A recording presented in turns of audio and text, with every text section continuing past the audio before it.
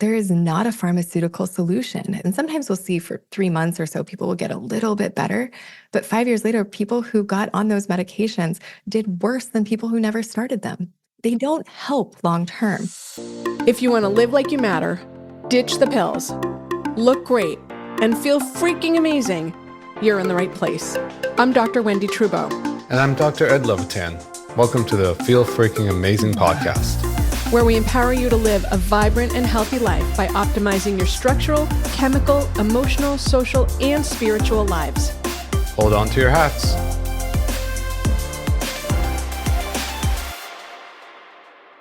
Hello, and welcome back to the Feel Freaking Amazing podcast. I'm Wendy Trudeau. This is my host, Ed Levitan, and I'm so excited to be interviewing our guest today. She's a colleague and a friend of mine. It's Dr. Heather Sandison.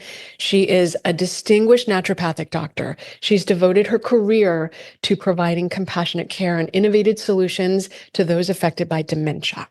She's renowned for her pioneering work. She's integrated groundbreaking, holistic, and multimodal interventions that seamlessly create clinical, residential, research, and educational platforms. And it goes all together. She has been relentlessly dedicated to reversing Alzheimer's and actually has a book coming out. So her book launches on June 11th. It is Reversing Alzheimer's, the new cool toolkit to improve cognition and protect brain health. And so we're going to talk about that today because this is her zone of excellence. And Heather, welcome to the show. I'm so excited. We're both excited, but since you and I are good friends, I'm like so excited to have you here and be able to get the word out about how to keep yourself healthy. So welcome. Thank you. It's always a lot of fun when I get to hang out with you guys. Totally. You have memory care sites called Marama, and you see this, right? So can you talk about what you're doing there? Because I think it's fascinating, and you study this in your sites. Yeah, thank you. It's really exciting and really fun. What happened was in my clinical practice, I was seeing people come in with dementia, and many of them got better. And mostly the ones who didn't weren't able to do it. It's a lot. It's a lot to ask. And a lot of what's in my book is what we've learned from what we're doing at Marama, at the residential care facilities, what we're trying to do is transform memory care into memory recovery.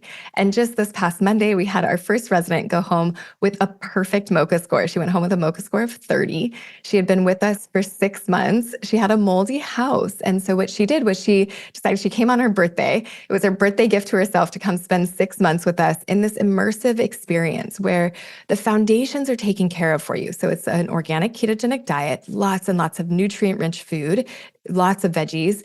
And then there's a network of people that are doing the same thing. Their entire day is designed to be brain engaging, whether it's activities that are creative or intellectually stimulating. There's music and there's animals and there's all kinds of things that are happening throughout the day. And then there's also vigorous exercise and plenty of it every day. And that social connection between everyone else who's there. Plus, it's a non-toxic environment. We're hyper vigilant around mold, air filters, fresh air, also organic mattresses and bedding, and making sure that the air is non-toxic, right? The only smells you're getting are from the kitchen. There's no air fresheners, which you see a lot of in care facilities. So in our community, we really aim to spend the days. They're designed to optimize cognitive function. And for her, it was really fantastic. She came with a MoCA score that it wasn't too bad. It was in the mid-20s, but she went home with a much higher MoCA score and feeling ready to go back to her renovated house that no longer had mold. Thank you. That was one of my things, like, please tell me she renovated the mold. But our listeners might not be aware of what the MoCA score is. Like, we know, but and actually, one of the providers in our office does it. I was like, can you do this on the patient? And they did. So, but can you talk to people about what it is? Because not everyone's aware. The Montreal Cognitive Assessment is what a MoCA score is, and you might have heard presidents talking about this, referring to it, because it's a way to establish where you are on the spectrum. Now, it doesn't pick up early cognitive decline, subjective cognitive decline when you're experiencing it, but as it gets more progressed, this is a great way for providers to communicate, for family members to communicate about where you are on the spectrum. So it's a one-page worksheet where you draw a clock, you copy a cube, you follow some patterns, do some math, and identify some zoo animals. And it's out of 30. So a perfect score is 30, and 26 and above is normal. When you start to get down into the low 20s, this is measurable cognitive impairment. And we call it mild cognitive impairment. That's the diagnosis, but there's nothing mild about it. These are people who are struggling with their memory. Some are aware, some are not, but it's starting to impact their day-to-day life, right? Maybe they're coping by writing everything down, or they're just getting, they're getting harassed by their children because they keep repeating the same things over and over again. And then as we get into the teens, particularly into the lower teens, 13, 14, 15, it starts to get more challenging to reverse this. That's why we want to catch it earlier. And then those single digit MOCAs are people are reliant on others for activities of daily living, cooking, dressing, sometimes toileting, going to the bathroom on their own, bathing, and executive function that like, okay, I'm planning to do this and then I execute that doesn't happen anymore. Is the language still being used that dementia and Alzheimer's is essentially type 3 diabetes? Is that still in use? Yes, yeah, you hear that kind of colloquially. Now, whenever I see a paper, it's like herpes causes dementia. Or last weekend in Nature, there was a publication that said ApoE44 is the cause of dementia or Alzheimer's.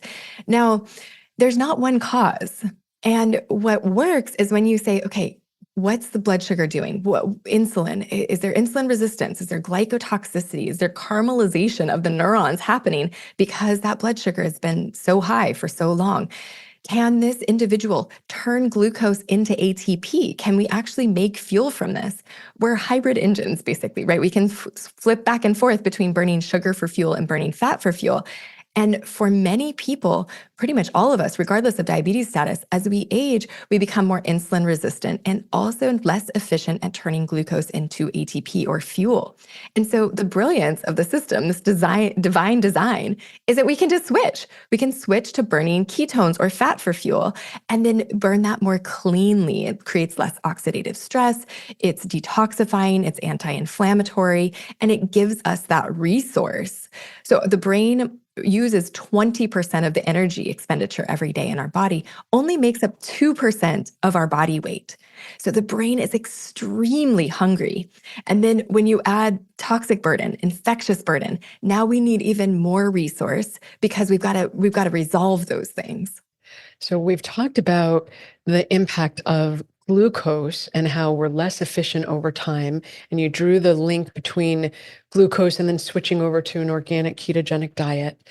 And then you alluded to at Marama that people are doing a lot of movement. Why? What's the data on this? Why does it matter? Talk to me about that. I mean, exercise is better than any medication on the market, right? For pretty much all complex chronic disease. You are, when the connection between brain health and heart health is it really like the common denominator there is plumbing, right? We've got to be able to get blood around the body to the brain, get it out, in and out. We've got to deliver oxygen and nutrients for our cells to function, whether they're in our heart or in our brain. And then in between, that endothelial lining needs to function, right? It can't be full of plaques and atherosclerotic plaques. It can't be inflamed because then we're not going to deliver that nutrients, right? So exercise is one of the best ways to get at both of these. Sleep is often better when we get exercise, and sleep is crucial to brain health because in deep sleep, that's when we rinse. We get that lymphatic rinsing, where that's when the amyloid plaques come out. It's also when that daily metabolic waste that every neuron creates comes out of the system. It's when we get rid of the mercury that might have accumulated from that fish we ate. And then during REM sleep, that rapid eye movement sleep, that's when we consolidate memories. That's when we take the emotional charge out of that thing that happened the other day. And so we need both of these components of sleep, that deep sleep, that REM sleep. We need good quality sleep, not just enough sleep, but good quality sleep for our brain health. And exercise helps us to get that. So exercise is just a crucial component to a brain healthy lifestyle. But one thing that many people haven't heard of is dual task exercise. A lot of people are familiar with aerobic exercise or strength training.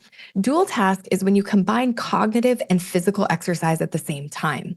And you actually get more benefit cognitively when you do this. So for every minute you spend exercising, if you can be engaged cognitively, you're going to get more benefit. Wait. Okay, so I go to the gym and I go to the treadmill and I walk on the treadmill and I bring my Kindle. Okay, I'm like multitasking. I have my earbuds in to listen to music and I'm reading my book. Are you telling me that what I'm doing is good? Yes. Because I know people would be like, Wendy, you need to like amp up your intensity and stop reading the book. But I'm like, I like reading the book and it gets me distracted. So you're telling me that's okay. I've been blessed. Yeah, what you want to do is be basically at like 70, 80% of cognitive and physical capacity. I think you're at 80. I don't know that I ever get to 80. You don't want to be checked out or like cruising, right? You do need some degree of intensity. So the way I describe this, like walking and talking is the simplest form of dual task. But for you guys, that's probably not enough.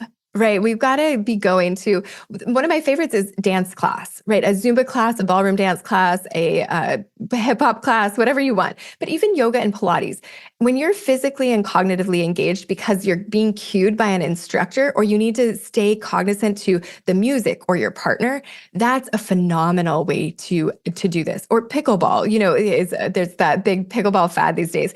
And this is so great because you're socially engaged, there's strategy involved, there's hand-eye coordination involved. You're often outside. It's new to many people, so they're having to learn a new game, and it's physically, especially if you're a little competitive, it makes you like work, and so you're aerobically you're challenged typically. And this is just pretty ideal for a lot of people who are in those earlier stages, or like in middle age. So there's a lot of different ways to do it.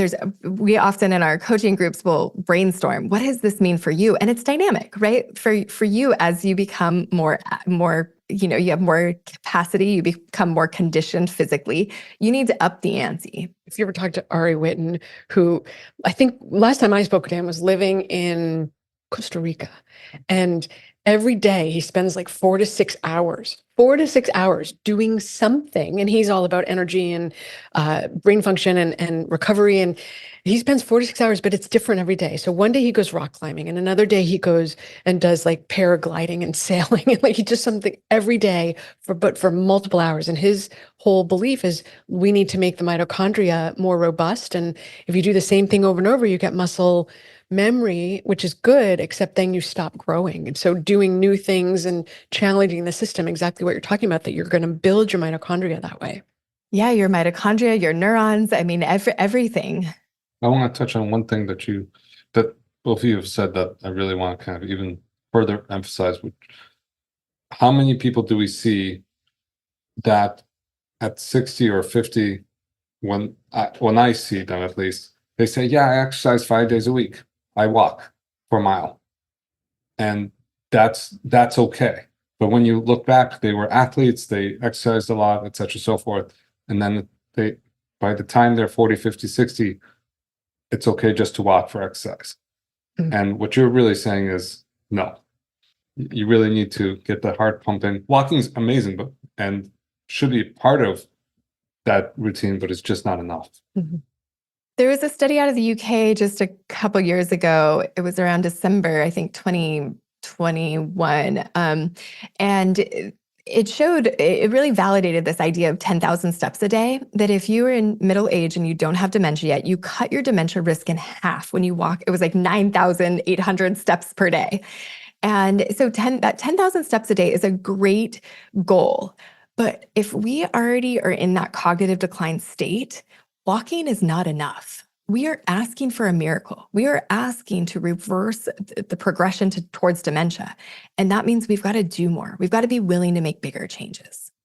Now, I want to go back to, you were talking about deep sleep. And I remember when I learned that when you hit deep sleep, the highway in your brain gets bigger. So the cells shrink, the distance between them gets greater, and then you can get that drainage pathway going. I remember learning that and being like, are you kidding me?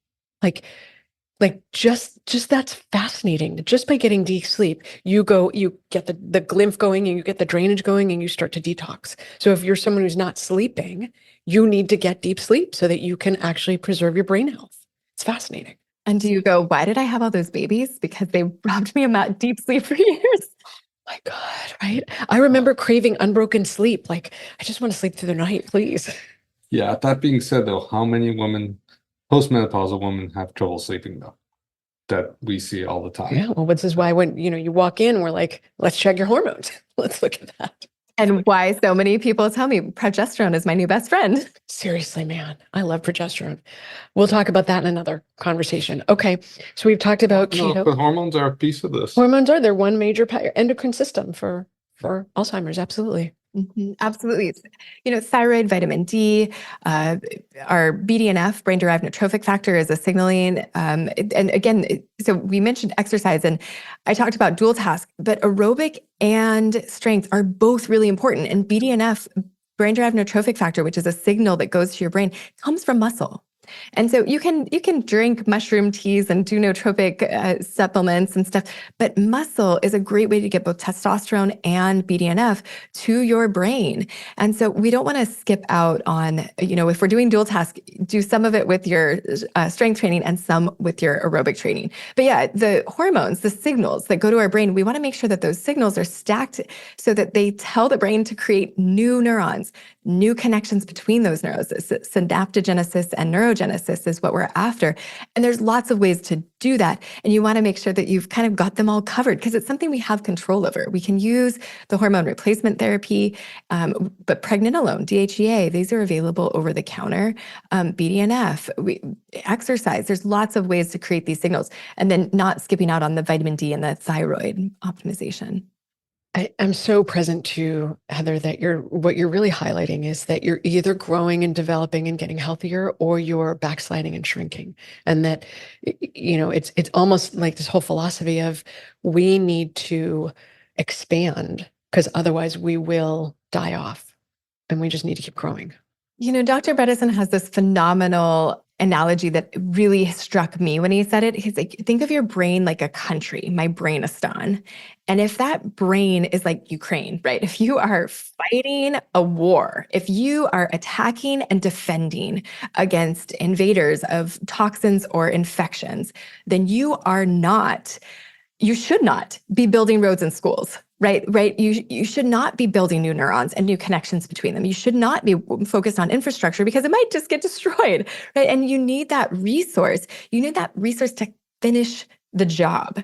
So yes, we often will do all of these things at once if someone has Alzheimer's, but I think that if you are in the luxurious state of not having dementia, being in prevention mode, then yeah, if you defend, attack, finish that job, do the detox, get on the hormone supplementation, get the nutrients balanced, finish that work. And then, there's the things like stem cells and peptides and that regenerative stuff that we can focus on. But I do think that you're absolutely right. You're either shrinking and defending and getting smaller, or you're going in that direction of regeneration. You haven't talked about stress at all, Heather. Can you touch on that? Because I feel like out of all of the things that we've talked about, stress, you've probably heard me to say like sugar's the devil, alcohol's the devil, but I think really stress is the devil when we get down to it, that it's the thing that throws up, because your cognitive function can be impaired when you're stressed. So talk to me about where does that fall and how do people deal with it? Absolutely. I mean, this is why torture doesn't work, right? It's because we've all been in that super stressful situation, maybe public speaking or whatever it is, and we can't remember, right? Stage fright, that's what it is.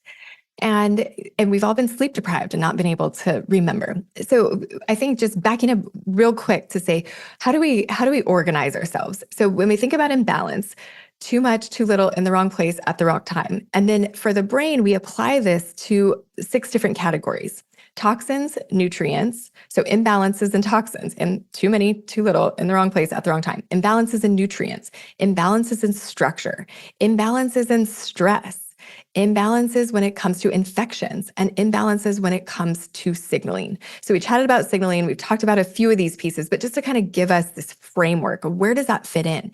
Because it's going to be stress for one person, it's going to be toxins for another person, it's going to be traumatic brain injuries for another person, or it's going to be all of those things, right? And so for each person, what's paramount?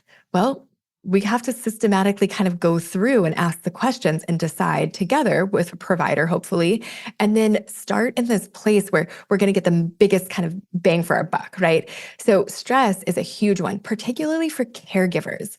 So many people don't realize someone caring for someone with dementia has anywhere from 2.5 to 6 times the risk of being diagnosed with dementia later on in life. So basically, if my husband got dementia, he'd be going into a nursing home. Is that just what I heard you say? Did I just give you permission to put Ed in a nursing home? Well,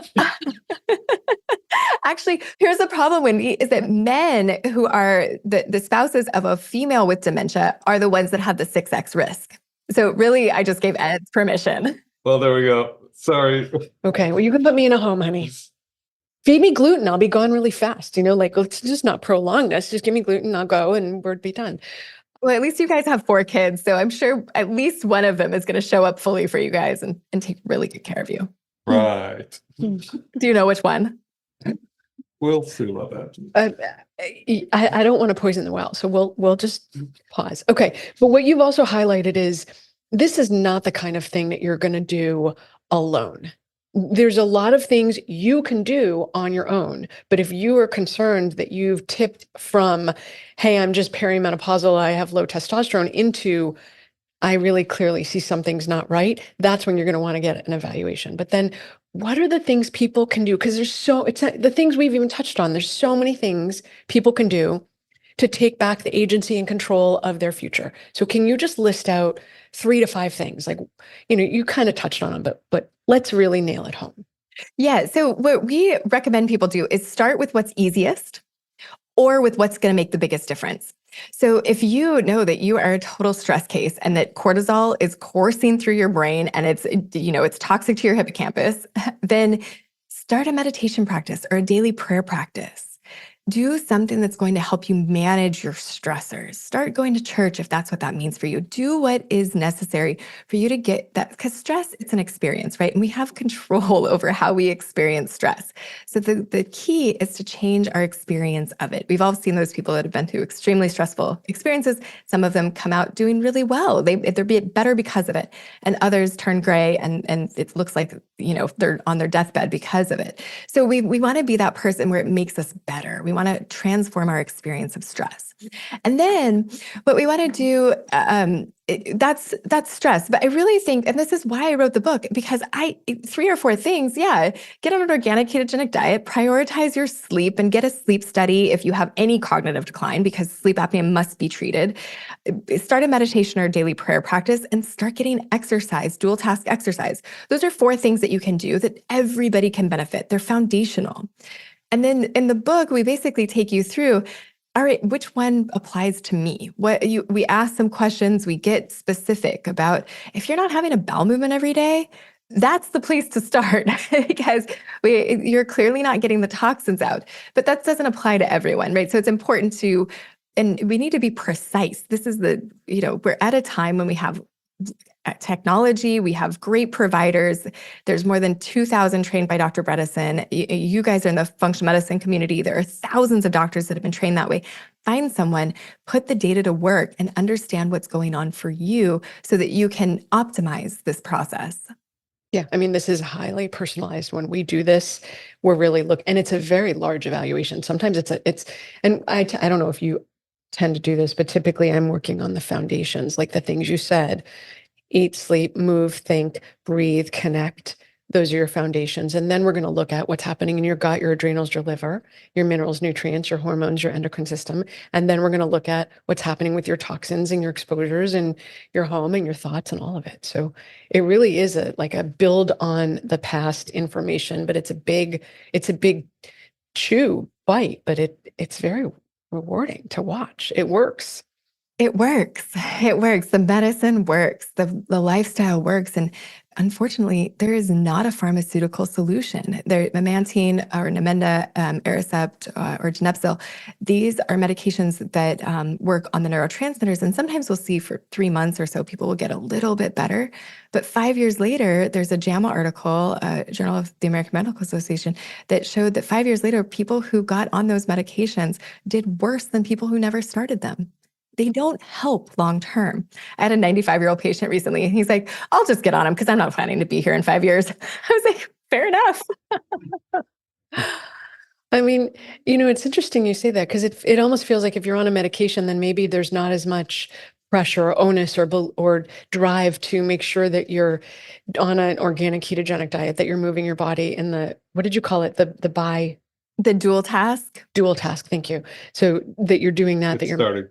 oh, help, please. I'm already like, I think I need to go on that organic ketogenic diet. It's gluten-free. That's automatically gluten-free. It's a great way to eat. So, I think it almost feels like if you're on a medication, maybe you don't need to take as much focus on the foundational things because you're like, well, I'm on this medication. Except the medication, I feel like I read in Bredeson's book, I feel like I read this, that essentially these medications, if you have a leaky roof, this medication is putting a bucket under one leak, but you still have 27 other leaks going on. And so you're only catching one. So you don't see it's like sitting on 10 tacks. If you take one away, it's not a really big difference. Take 8 away, 9 away, then you're like, oh, now I'm getting better. So it's a multifocal approach.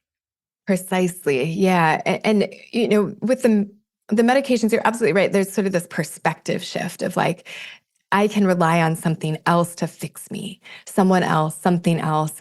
And I wish it worked like that, right? If there were a magic pill or an IV that I could give people to make the suffering associated with dementia go away, I would be screaming it from the rooftops. I would be the biggest fan of that because I've personally watched so many people go down this path. And it's, like I said, it's just bankrupting physically, emotionally, financially. It's so hard.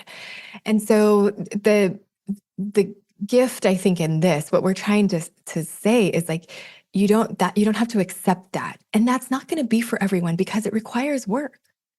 It's not easy. It's not free. It requires work and resources, but it leads to a more fulfilling, more rewarding life in that last phase. And so, I think it's worth it, but not everybody's going to come to that conclusion. And that's up to them. The only crime is when they don't know that there's an option. So where can people find you? I know, first off, go buy the book. Is it on Amazon? Where's the book? Wherever you find books, we love supporting independent bookstores, but wherever you find books, please get a book, write a review, tell us what you really think. And then feel free to join the community at drheathersandison.com. My last name is spelled Sandison, drheathersandison.com. And you can sign up for my email list, learn about, our perspectives on new research that's coming out, new offerings, new things that are happening at Marama and at our clinic. We are looking to create more research opportunities for people to get involved as participants in research trials. So really exciting stuff on the horizon. And I just want everybody to have all of the tools, that toolkit, so that they can optimize cognition wherever they are in the spectrum. Amazing. Just amazing. It is, Heather. Thank you. So I think what you left us with is a message of hope.